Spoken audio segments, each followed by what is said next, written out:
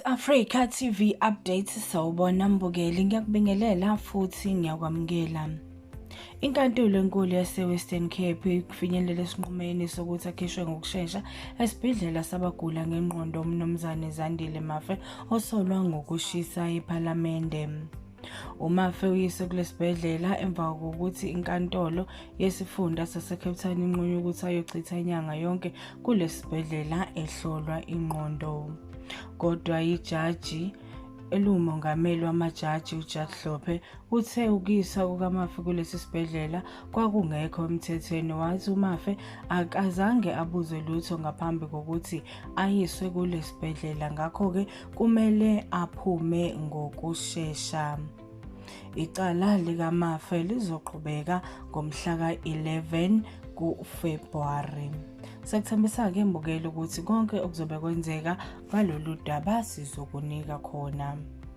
Uma siqhubekela phambili, usekela ngqongqoshe wezemfundo emazingeni aphansi kuzwelonke uRegina Mahule uthi yize izimvula ezihambisana nesiphepho zenza umonakalo ezikoleni KwaZulu-Natal, kodwa iningi lazo alikho esimweni sokuthi sezingavalwa amasango kungafundwa.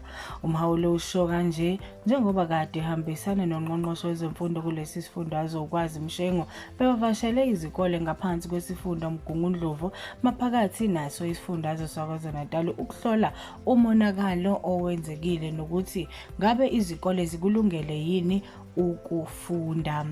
Ekhuluma eGeorge High School ePietermaritzburg, uMahule uthe kumhlambe umxhwele ukubona abafundi begcwele imigwaqo nemifaniswano yabo ephelele bebheke ezikoleni zabo.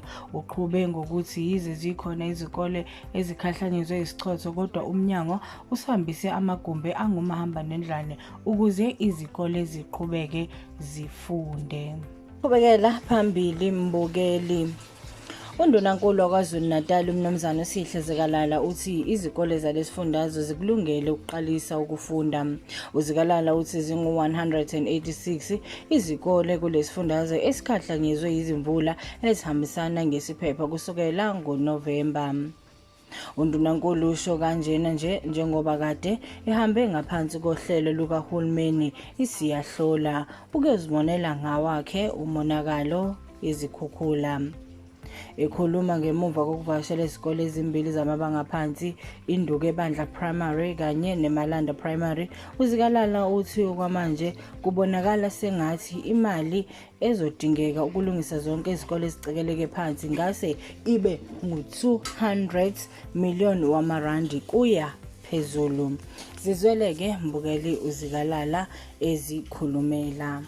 Uthola ukuthi isikole silimele kodwa bekufakwe ubesters, so kusho ukuthi kuyodinga sibe sesiremove nobesters, sifake kahle iroof eyiyo, si-improve nje nezikole nokubukeka kwazo. Siyafuna ukubonga kumnyango wezemfundo ngeinhlelo abanazo ugqugquzela abafundi, ugqugquzela nothisha. Kubaluleke kakhulu ukuthi sibabonge othisha ngomsebenzi abawenzayo bewenzela isizwe.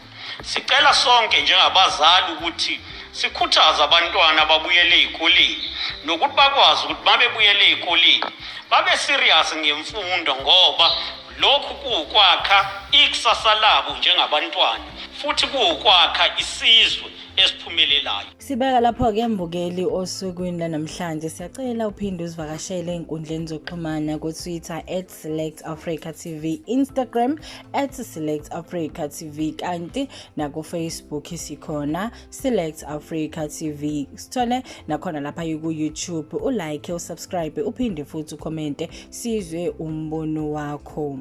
Mina nginguSinenhlanhla, le iSelect Africa TV.